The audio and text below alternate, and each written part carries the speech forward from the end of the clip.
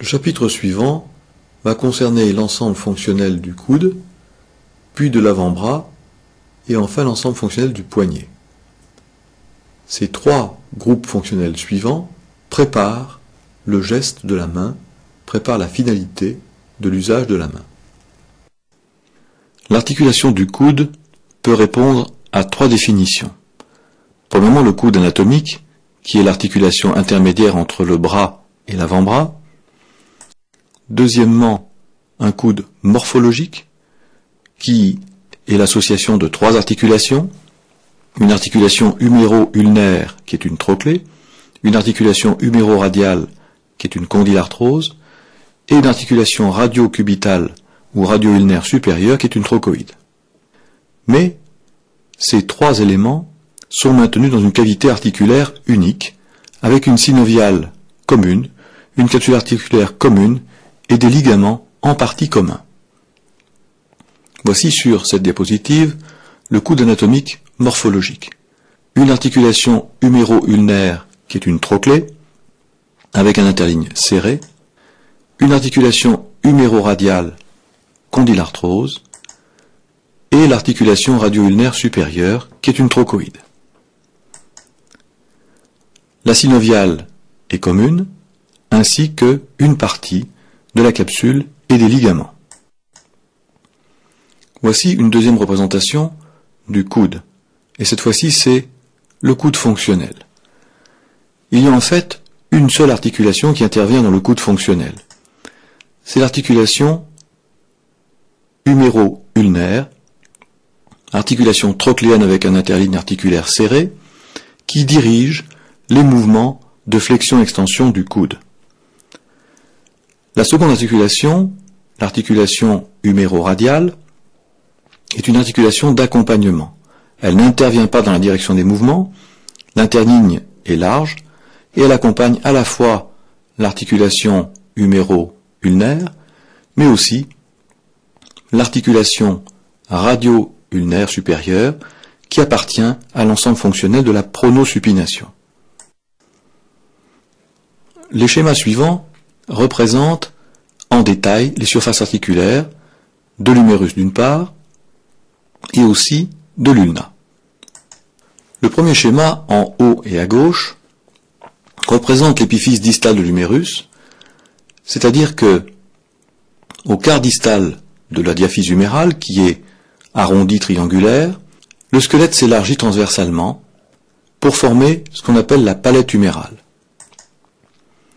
Cette palette humérale, élargie dans le sens transversal, présente des surfaces articulaires recouvertes de cartilage, avec la trochlée tout d'abord, trochlée qui a la forme classique d'une poulie, avec une gouttière verticale, et deux surfaces en diabolo, la surface médiale descendant plus bas que la surface latérale. En allant vers l'extérieur, la trochlée se poursuit par une zone intermédiaire qui est en biseau, puis se termine par le capitulum qui est un volume d'une demi-sphère, qui intervient dans l'articulation huméro-radiale, comme on l'a vu précédemment. Deux processus extra-articulaires sont présents, l'épicondyle médial d'une part, à l'opposé l'épicondyle latéral, qui sont des sites d'insertion musculaire. Le pointillé représente une fossette, une cavité, sur la face dorsale de la palette humérale, cavité qui va admettre une excroissance, une épiphyse extra-articulaire de l'ulna. Le schéma en bas et à gauche représente les surfaces articulaires de l'épiphyse proximale de l'ulna. L'ulna est élargi et volumineux dans sa partie proximale, avec une incisure trochléaire qui est concave, dirigée en position de référence en haut et en avant, avec une crête médiane, verticale, puis horizontale, crête qui vient s'articuler dans le diabolo de la trochlée humérale. Cette incisure trochléaire se poursuit sans discontinuité avec une surface cartilagineuse, surface qui est sur la face latérale de l'ulna, qui est légèrement concave et qui représente l'incisure radiale, là où vient s'articuler la tête du radius. Cette extrémité cette épiphyse proximale de l'ulna présente deux reliefs osseux. Tout d'abord le processus coronoïde, avec le radical couronne, processus coronoïde qui forme un relief qui vient buter dans la partie ventrale de la palette humérale. Mais également une deuxième structure qui a un volume important, un relief osseux palpable en sous-cutané, c'est l'olécrâne ou processus olécrânien qui lui se dirige vers la face postérieure de l'humérus. Et c'est dans cette fossette en pointillé, dans le schéma en haut et à gauche, que vient se positionner l'olécrâne lorsque le coude est en extension. Le schéma en haut et à droite montre un détail géométrique important. En effet, le coude en extension, les diaphyses de l'humérus et diaphyses de l'ulna sont dans le même prolongement vertical. Mais tant l'épiphyse distale de l'humérus que l'épiphyse proximale de l'ulna sont courbées vers l'avant selon un angle de 45 degrés pour chacune. Cette angulation va permettre des mouvements d'extension mais surtout de flexion d'amplitude beaucoup plus importante que si les surfaces articulaires étaient dans le prolongement l'une de l'autre. En effet, on aurait dans ce cas-là une butée du processus coronoïde lors de la flexion du coude seulement à 90 degrés. Et on va voir que cette amplitude de mouvement est en fait beaucoup plus importante que 90 degrés. On retrouve les surfaces articulaires, cartilagineuses, la trochlée de l'humérus et l'incisure trochléaire de l'ulna. Les mouvements du coude se limitent donc au mouvement de flexion-extension. Sur le schéma en haut et à gauche, le trait bleu représente l'alignement vertical des deux diaphyses, humérale et ulnaire. On part donc d'une position de référence à 0 degré et on peut obtenir une amplitude de flexion de 145 degrés lorsque le mouvement est actif. Cela signifie que c'est la contracture musculaire volontaire de l'individu qui intervient et qui amène l'avant-bras en regard du bras avec une amplitude de 145 degrés. Mais pour cela, les muscles doivent se contracter. Alors que, en mouvement de flexion du coude passive, cette flexion passive signifie que c'est l'examinateur qui fléchit le coude du patient. Il n'y a pas de contracture musculaire, donc on peut gagner quelques degrés jusqu'à 160 degrés en flexion passive. Le schéma en bas et à gauche représente la trochlée de l'humérus, avec ses deux surfaces asymétriques, une qui est plus large, c'est la partie ou le compartiment médial par rapport au compartiment latéral. La zone dite de flexion est représentée en rouge. Et en effet, à ce niveau-là, sur la face ventrale de l'humérus, la gouttière est verticale. Par contre, en bleu, c'est l'axe d'extension avec une gouttière qui n'est non plus verticale, mais légèrement oblique, en bas et latéralement. Lorsque l'individu est en flexion du coude, c'est ce que montre le schéma en bas et à droite, les deux segments du membre supérieur, avant-bras et bras, sont dans le même alignement superposés. Par contre, en extension, l'incisure trochléaire du cubitus ou de l'ulna vient s'aligner sur l'axe d'extension qui, lui, n'est plus strictement vertical mais oblique en bas et latéralement. Il en résulte un déplacement, un décalage de l'avant-bras par rapport au bras latéralement.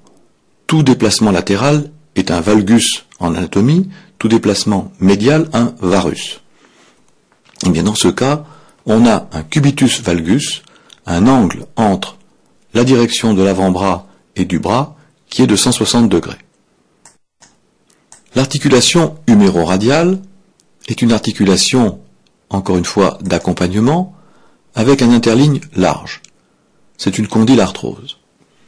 Elle met en présence le capitulum de l'humérus, ou condyle radial de l'humérus, une zone qui a la forme d'une demi-sphère, recouverte de cartilage articulaire, qui se poursuit sans discontinuité avec la zone condylotrochléaire, qui fait un pont entre le capitulum et la trochlée humérale. Ceci s'articule avec la tête du radius, qui est légèrement ovoïde, et la surface supérieure ou proximale de la tête du radius est légèrement concave, c'est la cupule radiale. Cupule radiale qui s'articule avec le capitulum ou condyle radial. Cette surface présente un biseau radial qui lui correspond spécifiquement à la zone condylotrochléaire. Dans la partie inférieure, c'est une coupe sagittale qui n'est pas médiane, qui est légèrement latérale, coupe sagittale qui passe par l'humérus et le capitulum, ainsi que le radius. Dans cette situation, le coude est en flexion. Tout d'abord, le condyle huméral, orienté ventralement, a sa forme spécifique d'une demi-sphère. La palette humérale, élargie transversalement, est par contre amincie dans le sens ventrodorsal. Elle est amincie par la fossette olécrânienne, unique, dorsalement, qui admet le relief de l'olécrâne lorsque le coude est en extension, et une fossette radiale, ventrale. Il y aura aussi une fossette ulnaire plus médialement, et cette fossette radiale admet une partie du volume de la tête du radius lors du mouvement de flexion. Mais comme on peut le constater, il y a une zone amincie, de fragilité, et c'est là que se développent, lors de chutes ou lors de mouvements violents, les fractures de la palette de l'humérus. Voyons maintenant l'appareil capsulaire ou capsulo-ligamentaire pour l'ensemble fonctionnel du coude. L'appareil de maintien est commun avec une capsule articulaire commune pour les trois articulations que nous avons détaillées précédemment. Il y a deux schémas. Le schéma en haut est une vue ventrale de l'articulation du coude et une coupe sagittale dans la partie inférieure. Premièrement, en extra-articulaire se trouvent les épicondyles, épicondyle médial et épicondyle latéral. Le schéma en haut représente la périphérie de l'insertion de la capsule articulaire du coude. Cette capsule articulaire du coude commence avec un cercle très imparfait sur la face ventrale de la palette de l'humérus. Elle laisse en extra-articulaire l'épicondyle latéral, l'épicondyle médial, mais inclut les fossettes, fossette radiale, fossette ulnaire, qui sont sur l'humérus. En direction médiale, la capsule continue verticalement et fait un pont entre l'humérus et l'ulna. Pont entre l'humérus et l'ulna qui va être sur la face ventrale conforté par un faisceau du ligament collatéral ulnaire, c'est le faisceau antérieur. Donc le bec du processus coronoïde qui est angulaire, ce bec est inclus dans l'articulation, dans la capsule articulaire, puis la capsule se poursuit sur la face latérale de l'ulna, incluant l'incisure radiale de l'ulna, puis elle passe au niveau du col du radius et remonte ensuite verticalement en direction de l'épicondyle latéral en englobant le col radial, la tête radiale et le capitulum. Le schéma qui est en bas, en coupe sagittale, montre l'insertion dorsale de la capsule, insertion dorsale qui remonte relativement haut à la jonction diaphyse-épiphyse et qui englobe la fossette olécrânienne. Les reliefs osseux sont représentés par la diaphyse de l'humérus, la zone rétrécie sur la palette humérale, puis à ce niveau-là, la trochlée de l'humérus. Appartenant à l'ulna, on a le relief de l'olécrâne qui en extension se loge dans la fossette olécrânienne, et ventralement, le processus coronoïde dont le bec est inclus dans la capsule articulaire. Ce schéma montre les surfaces cartilagineuses, ainsi que la membrane synoviale en couleur orange, qui développe des récessus, des cul-de-sac, aussi bien en situation ventrale que dorsale.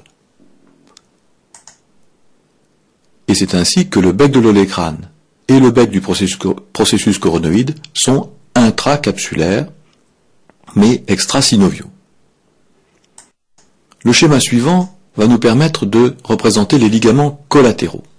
Ligaments collatéraux qui sont en grande partie sur la face latérale ou médiale et qui laissent partiellement découvert la face ventrale, plus largement la face dorsale de cet ensemble articulaire.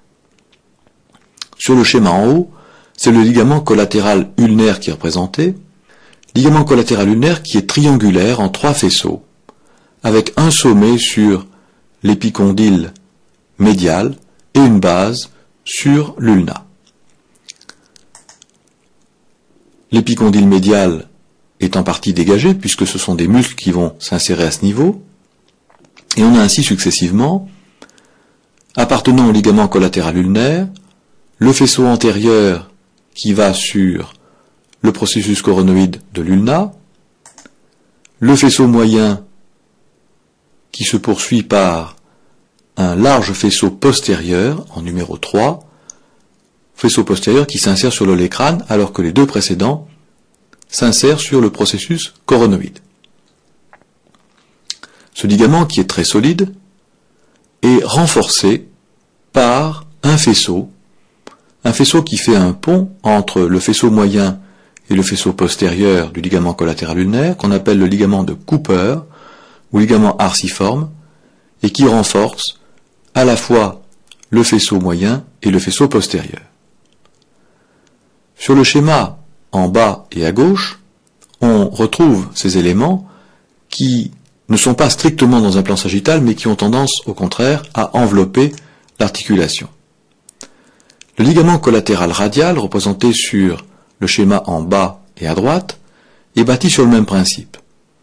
Il est bâti avec 3 faisceaux, un faisceau antérieur en numéro 1, un faisceau moyen en numéro 2, mais ces 2 faisceaux ne sont pas parallèles, ils sont au contraire écartés, séparés l'un de l'autre, et ils s'insèrent sur l'humérus, l'épicondyle latéral, ça c'est la proximalité, et en distalité, ils s'insèrent sur l'ulna, mais de part et d'autre de l'incisure radiale de l'ulna, laissant ainsi la place pour la tête du radius. Le 3e faisceau, numéro 3 du ligament collatéral radial, est aussi triangulaire, avec un sommet huméral, une base sur l'olecrâne.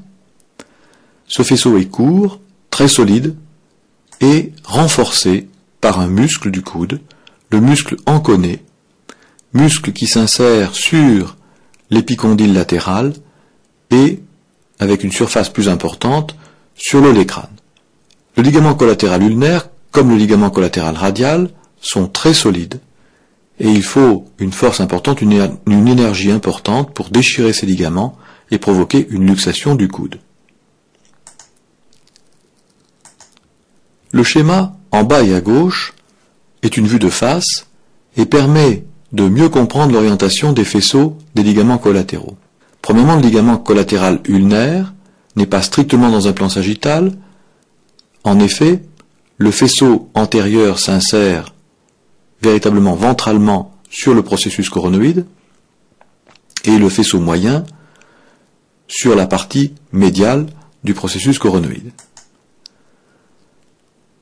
La portion du ligament collatéral radial est ici schématisée avec les 2 premiers faisceaux, faisceau antérieur et faisceau moyen, qui sont légèrement écartés et permettent la mise en place de la tête du radius entre chacun d'eux. L'ensemble fonctionnel de la pronosupination intervient entre les 2 os de l'avant-bras, entre radius et ulna, et ce sont des mouvements de rotation, globalement, de l'avant-bras autour de son axe, entraînant la main avec eux.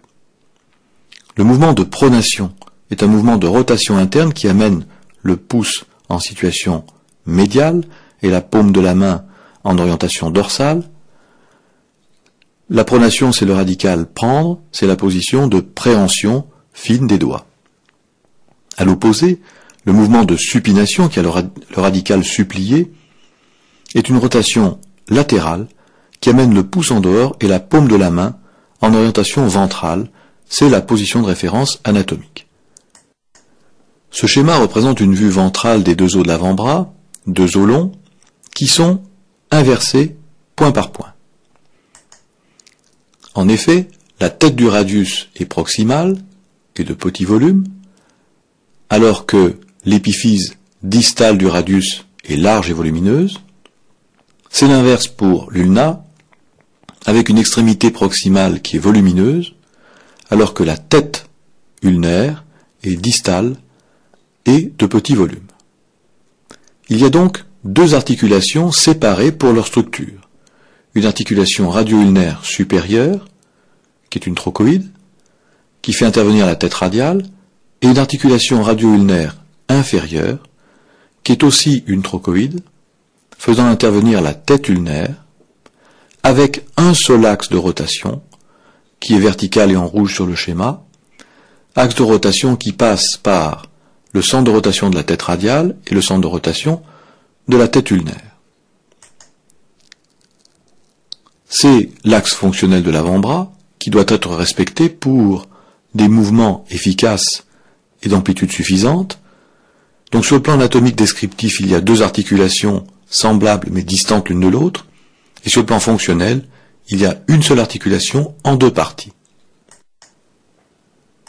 Ce schéma représente les éléments constituant l'articulation radio-ulnaire supérieure, qui encore une fois est une trochoïde.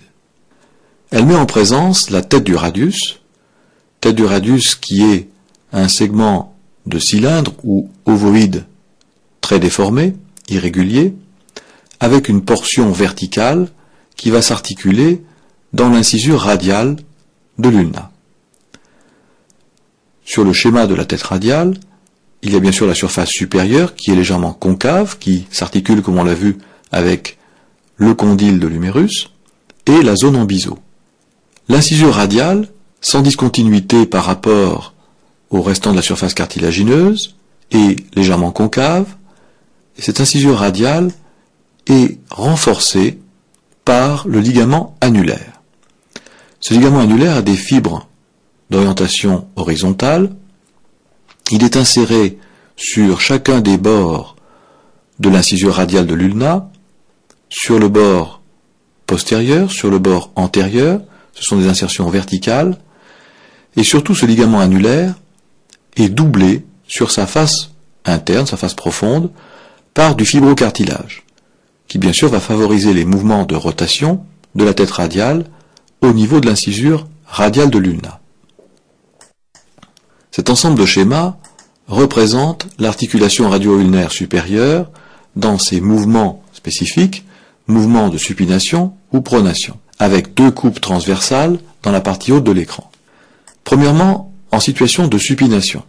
En situation de supination, on voit que le périmètre de la tête du radius n'est pas du tout cylindrique de façon parfaite, mais est ovoïde. Et en position de supination, le grand axe de l'ovoïde de la tête du radius est d'orientation ventro-dorsale. C'est ce qui est représenté sur le diagramme en bas, avec la diaphyse humérale et la diaphyse radiale qui sont parallèles l'une à l'autre, sans contact. Mais dans le mouvement de pronation, le grand axe qui était ventro-dorsal de la tête du radius devient transversal. Ceci met en tension le ligament annulaire, mais surtout va dégager la tubérosité bicipitale du radius, où s'insère, on le verra, le muscle biceps, va dégager cette tubérosité bicipitale du radius pour éviter un contact et un blocage contre la diaphyse ulnaire. C'est le rôle de cette tête ovale qui est fragile, maintenue seulement par le col en direction de la diaphyse, mais qui permet un mouvement d'inclinaison et qui évite le contact de la tubérosité bicipitale du radius avec l'ulna. Voyons maintenant, pour terminer, l'articulation radio-ulnaire supérieure dans sa totalité. Avec un premier schéma en haut et à droite, qui est une coupe frontale de cet ensemble fonctionnel. On reconnaît du côté ulnaire l'incisure trochléaire de l'ulna,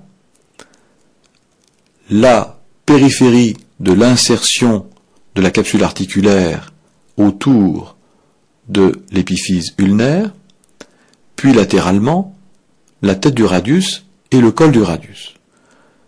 Premièrement, le ligament annulaire a un rôle de maintien de la tête du radius contre l'ulna. Le ligament annulaire est représenté en coupe avec ses deux plans, le plan fibreux et le plan cartilagineux en regard de la cavité articulaire. Mais le col du radius et l'ulna sont maintenus l'un à l'autre par le ligament carré de Dénussé, un ligament épais, solide, qui fait le pont entre radius et ulna. Le schéma en haut et à gauche représente le col du radius qui a été sectionné avec l'amputation de la tête radiale, mais ils sont représentés le ligament annulaire et le ligament carré. Ce ligament carré a d'une part le rôle d'un maintien, d'une cohésion entre le radius et l'ulna, mais aussi il va limiter l'amplitude de mouvement. Ce ligament carré va subir des forces de tension, d'étirement, aussi bien en mouvement de supination que pronation. Dans un traumatisme grave, il peut être bien sûr déchiré. Le ligament annulaire et le ligament carré sont, de façon spécifique, des épaississements de la capsule et non pas des ligaments à distance indépendants comme on a vu dans l'articulation de l'épaule. Le schéma ou diagramme en haut et à gauche rappelle la structure du ligament collatéral radial avec ses trois faisceaux et le ligament annulaire qui fait partie de cet ensemble du ligament collatéral radial.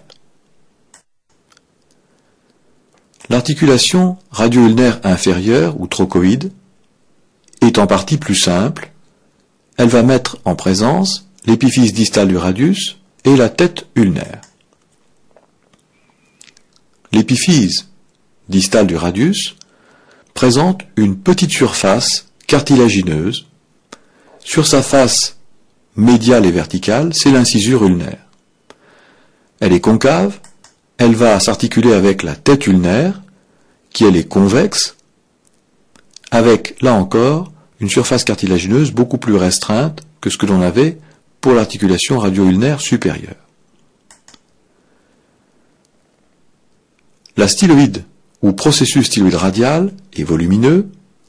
C'est celui qui est le plus distal par rapport aux deux os de l'avant-bras, qui descend plus bas, plus en distalité, que le processus styloïde ulnaire. La cohésion entre ces deux pièces squelettiques est assurée par un ligament triangulaire. Ligament triangulaire qui a une base radiale, un sommet ulnaire au niveau du processus styloïde ulnaire, et comme le ligament carré, ce ligament triangulaire va subir des forces de torsion selon les mouvements de pronation ou supination. Ce ligament triangulaire est très solide, et sur le plan de sa structure, le schéma en bas et à gauche permet de le détailler, avec la tête ulnaire qui est recouverte de cartilage articulaire, la première rangée des os du carpe qui est immédiatement en distalité, et interposé entre les deux, le ligament triangulaire qui, sur ses deux faces, proximale et distale ou supérieure et inférieure, est recouvert de fibrocartilage. Ce ligament triangulaire représente une articulation d'accompagnement entre la tête ulnaire et l'os du carpe correspondant. Il reste le schéma en bas et à droite qui fait la synthèse avec l'articulation radio-ulnaire supérieure qui est maintenue par le ligament annulaire et le ligament carré. L'équivalent en distalité pour l'articulation radio-ulnaire inférieure avec le ligament triangulaire. Mais entre les deux, il y a un ligament ou membrane interosseuse. Ce ligament ou membrane interosseuse est un tissu conjonctif avec des faisceaux de collagène qui s'entrecroisent, qui débutent en distalité de la tubérosité bicipitale du radius et qui s'arrête au niveau de l'articulation radio-ulnaire inférieure. Ce ligament ou membrane interosseuse est en fait une cloison entre la loge musculaire dorsale et la loge musculaire ventrale. Ce ligament interosseux est tendu en position de supination. Il a un rôle très important sur le plan physiologique, sur le plan de l'articulation et du fonctionnement des articulations radio-ulnaires supérieures et inférieures. En effet, si ce ligament ou cette membrane est blessé par un traumatisme ou par un geste chirurgical mal approprié, eh bien ce ligament ou membrane interosseuse va se calcifier et donc diminuer considérablement les mouvements de pronosupination. Donc il y a deux groupes articulaires anatomiques, plus la membrane interosseuse, qui interviennent pour des mouvements d'amplitude normale. L'ensemble fonctionnel du poignet est la structure intermédiaire entre l'avant-bras et la main. Structure complexe, tant sur le plan squelettique que ligamentaire, mais qui permet des mouvements de circonduction de la main, donc une orientation finale vers le geste qui est approprié. Le premier schéma, qui est en haut et à gauche, est une vue distale des deux os de l'avant-bras. En effet, les diaphyses se prolongeraient horizontalement au-delà de l'écran. On est en position de supination et il y a une double concavité dans la glène antibrachiale. Glène antibrachiale qui comprend successivement la partie latérale de l'extrémité inférieure de l'extrémité distale du radius, puis la partie intermédiaire, et enfin le ligament triangulaire qu'on a vu dans l'articulation radio-ulnaire inférieure, intervient comme troisième surface articulaire. Il y a une double concavité qui correspond à la convexité de la première rangée des os du carpe, avec un grand arc transversalement et un petit arc dans le sens ventrodorsal. Sur le schéma en haut et à droite, au-delà de la diaphyse du radius, on a donc l'extrémité ou épiphyse distale du radius qui descend plus en distalité dorsalement que ventralement. Donc la surface osseuse dorsale est plus distale que la surface osseuse ventrale. Si cette asymétrie n'est pas visible sur une radiographie, si elle est gommée sur une radiographie, c'est qu'il y a un traumatisme au niveau de l'extrémité distale du radius. L'amplitude, l'angulation entre l'épiphyse, la surface dorsale et la surface ventrale est uniquement de 10 degrés. Le schéma en haut et à gauche représente donc successivement, à partir de la partie médiale, le processus styloïde ulnaire, puis la tête de l'ulna, le ligament triangulaire et deux fossettes sur la face distale du radius pour admettre des os de la première rangée des os du carpe. L'élément qui vient en regard et qui s'articule avec ces surfaces, c'est le condyle carpien qui est constitué par la première rangée des os du carpe, avec une double convexité cette fois-ci, comme le schéma en bas et à droite, double convexité qui vient s'adapter dans la concavité de la glène antibrachiale. Avec successivement l'os scaphoïde latéral, l'os lunatum intermédiaire, l'os trichétrum, qui lui est médial. C'est l'os trichétrum qui s'articule spécifiquement avec le ligament triangulaire. Les os du carpe, la première rangée comme la seconde, forment une barrette osseuse transversale avec des pièces squelettiques qui sont particulièrement soudées les unes aux autres. Et elles sont maintenues, cette cohésion de barre transversale est maintenue grâce à plusieurs ligaments interosseux. La coupe sagittale, qui est sur la partie en haut et à droite, se poursuit par le lunatum. Lunatum, cet os médian dans le carpe, qui vient s'articuler sur une partie de la glène antibrachiale du radius. Plus médialement, sur le petit diagramme en bas et au milieu, on a successivement la tête ulnaire, puis le ligament triangulaire avec ses deux surfaces recouvertes de fibrocartilage, et enfin le trichiétrum, plus distal, qui appartient aux os du carpe. Cette double convexité du condyle carpien produit deux axes de mouvement qui vont permettre des mouvements de flexion-extension du carpe, d'inclinaison radiale ou ulnaire, et en associant ces deux axes de rotation du fait de la condylarthrose, en l'associant avec les mouvements de pronosupination, eh bien on obtient un mouvement de circumduction de la main par rapport au carpe et aux os de l'avant-bras. Ce schéma représente dans le détail les deux rangées des os du carpe. Première rangée ou rangée proximale, deuxième rangée ou rangée distale. Ces deux rangées s'articulent pour la plus haute, la plus proximale, la première rangée, avec l'ensemble fonctionnel que l'on vient de voir, mais elles s'articulent également entre elles. Si ces rangées des os du carpe sont solidaires transversalement, eh bien elles sont plus mobiles dans le plan de la flexion-extension ou de l'inclinaison, et ce sont deux barrettes osseuses transversales qui s'articulent l'une par rapport à l'autre. Première rangée proximale qui comprend l'os scaphoïde. C'est la colonne du pouce, c'est la colonne la plus mobile. L'os scaphoïde est un os hybride puisqu'une partie de ses surfaces articulaires sont planes, 2/3 environ, et qu'un tiers est concave pour permettre son articulation en condylarthrose avec la deuxième rangée des os du carpe. Le scaphoïde est succédé en direction médiale par le lunatome, puis enfin par le trichiétrum. La deuxième rangée, plus distale, comprend le trapèze et le trapézoïde, deux petites pièces osseuses qui s'articulent avec le scaphoïde. Trapèze, trapézoïde. Médialement, c'est le capitulum. Et enfin, l'amatome, l'os le plus médial pour la deuxième rangée des os du carpe.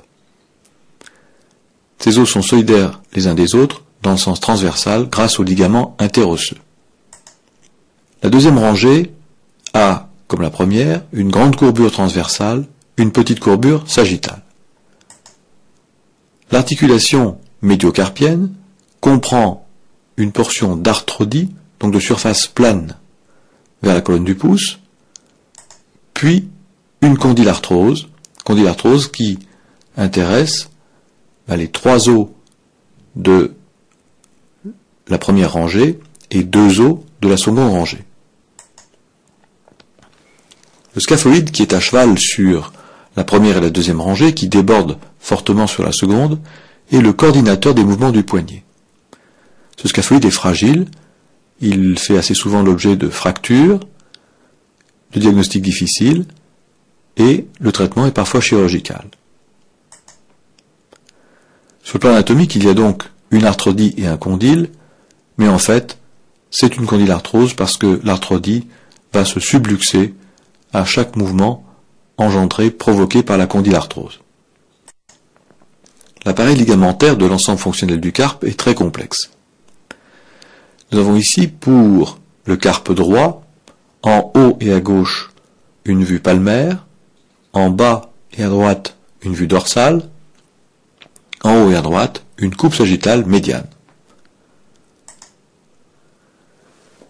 Parmi les ligaments, il y a tout d'abord les ligaments radiocarpiens.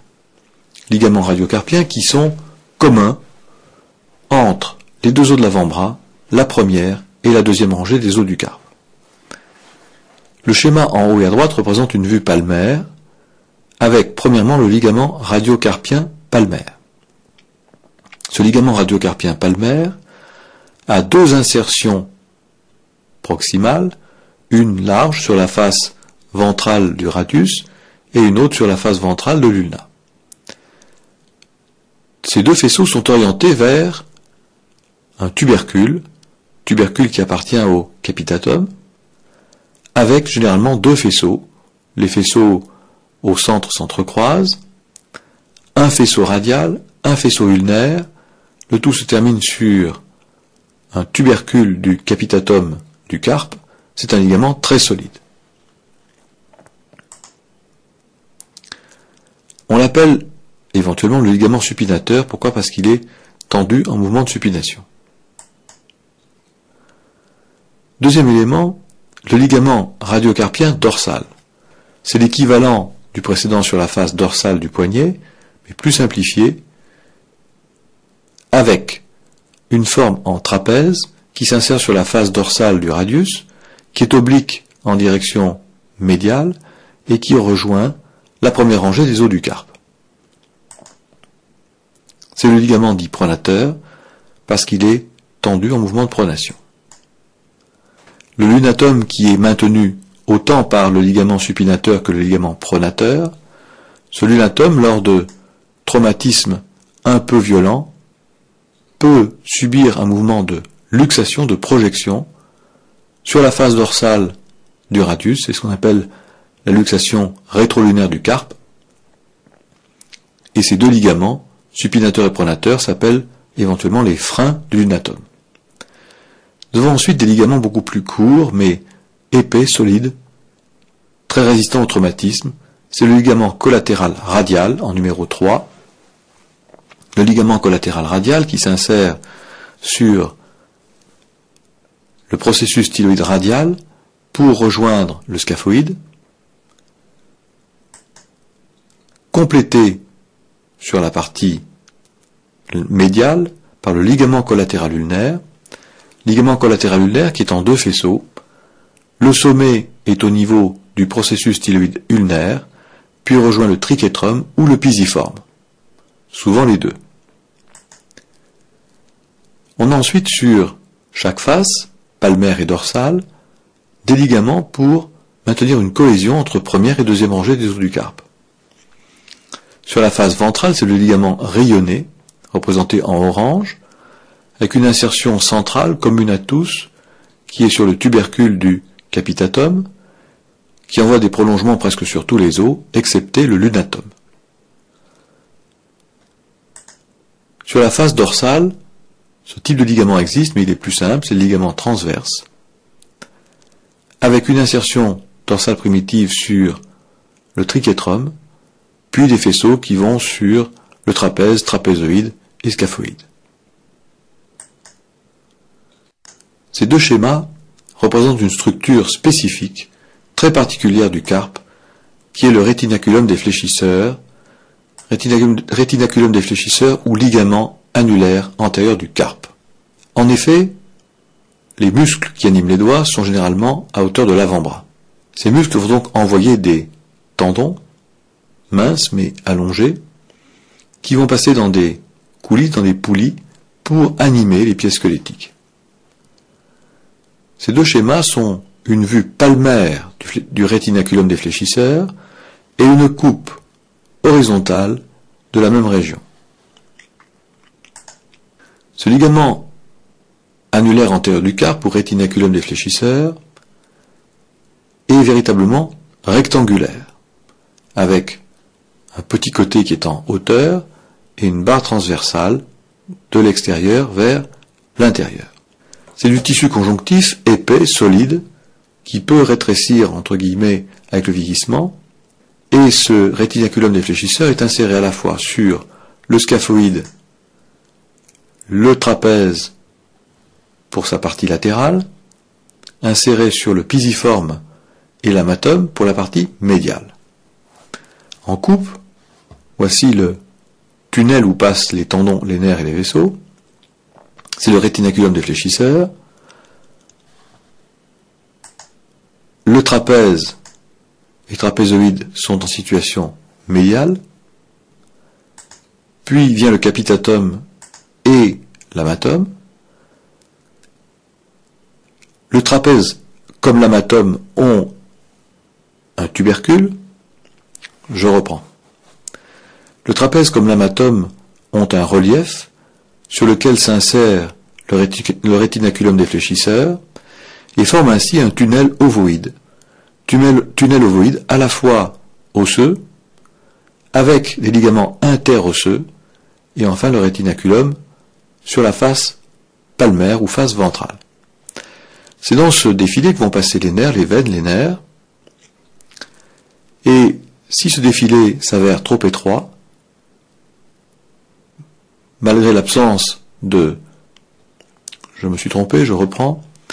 Si ce tunnel se révèle trop étroit, le traitement chirurgical est relativement facile, c'est d'ouvrir verticalement le rétinaculum défléchisseur et ainsi libérer la tension qui peut exister dans le canal. On voit très bien en vert clair les ligaments interosseux. Le canal carpien permet le passage d'artères, de veines, de lymphatiques et de bon nombre de tendons venant des muscles.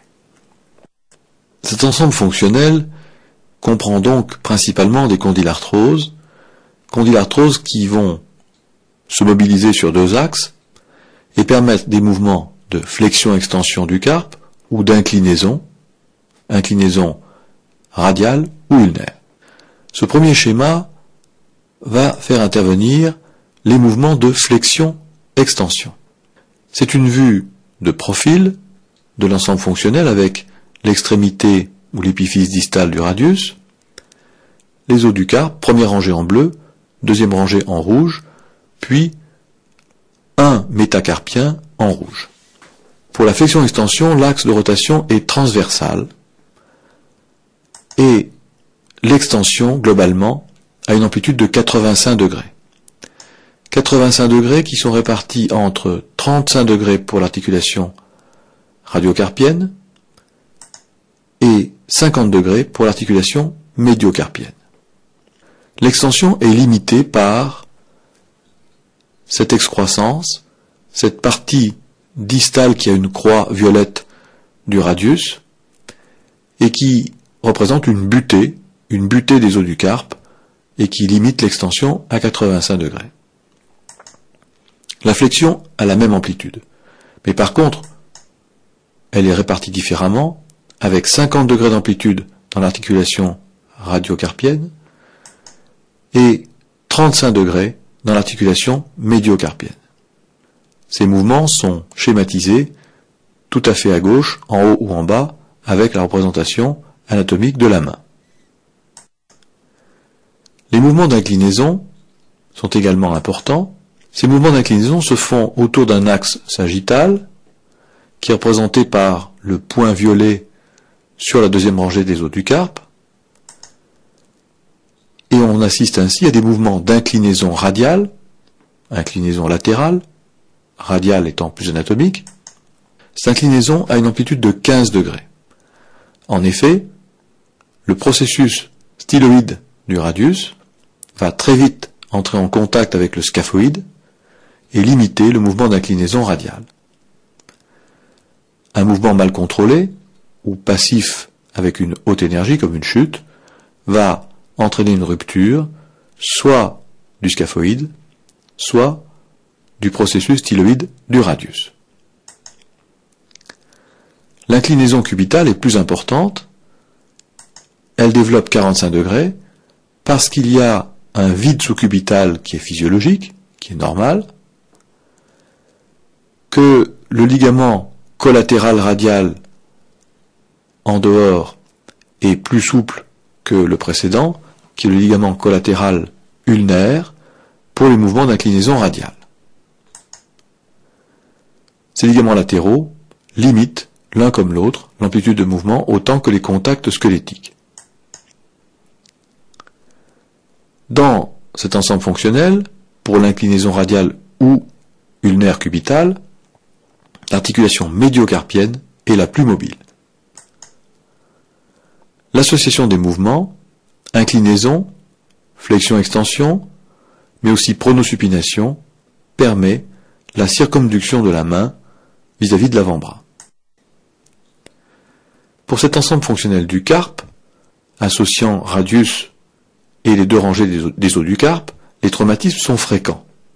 Dans une chute, la paume de la main assure la réception avec le sol, mais selon l'énergie, la vitesse, le poids, eh bien, le traumatisme pourra blesser le squelette.